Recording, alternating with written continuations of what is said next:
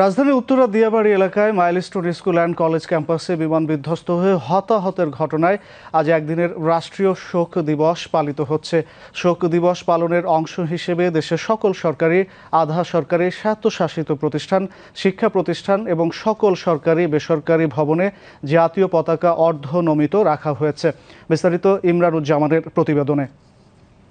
রাষ্ট্রীয় শোক পালনের অংশ হিসেবে আজ দেশের সকল সরকারি, আধা সরকারি, স্বায়ত্তশাসিত প্রতিষ্ঠান, শিক্ষা প্রতিষ্ঠান এবং সকল সরকারি বেসরকারি ভবনে জাতীয় পতাকা অর্ধনমিত রাখা হয়েছে।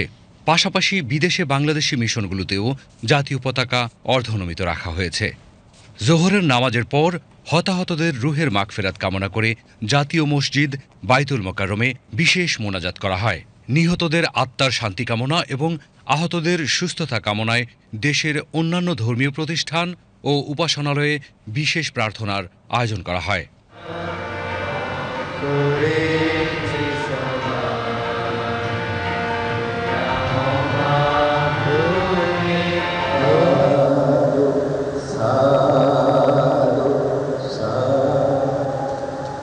বিমান বিধ্বস্তে নিহতদের স্মরণে আপিল বিভাগে 1 মিনিটের নীরবতা পালন করা হয়। সেই সাথে নিহতদের প্রতি শ্রদ্ধা জানিয়ে আজ দুপুর 1টার পর সুপ্রিম কোর্টের বিচার কার্য বন্ধ থাকে। সেই সাথে নিহতদের স্মরণে রাজনৈতিক দলগুলোর জাতীয় ঐক্যমত্য কমিশনের বৈঠকে 1 মিনিট নীরবতা পালন শেষে নিহতদের আত্মার মাগফিরাত কামনা করে দোয়া করা হয়। বিমান বিধ্বস্তে নিহতদের স্মরণে সারা দেশে একদিনের রাষ্ট্রীয় শোক দিবস পালিত হচ্ছে। জুলাই পুনর্জাগরণ অনুষ্ঠানমালা 2025-এর সকল অনুষ্ঠান 3 দিনের জন্য স্থগিত ঘোষণা করা হয়েছে। Imranuzzaman, VTV news.